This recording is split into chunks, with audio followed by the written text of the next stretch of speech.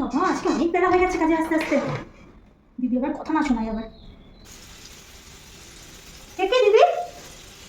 একটাও বাসন নেই? বলি ও দিদি বাসন কোথায় গেল? এই এসেছে এখন।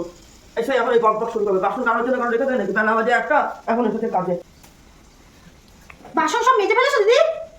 তোমার জন্য রেখে দেবো নাকি? এত বেলায় কাজে আসলে কত বলি, এত বেলায় কাজে এসো না, তোমার যখন বেলা হয় তুমি কাজ করে ছেড়ে দাও, তাও তুমি কাজ ছাড়ো না। একদিন নয় একটু দেরিই হয়েছে, তার জন্য এরকম বাসন সব মেজে ফেলবে? আমি কি বলে গেছি কারো হাত থেকে বলে পাঠিয়েছে যে আমি আজকে কাজে আসবো না বলে?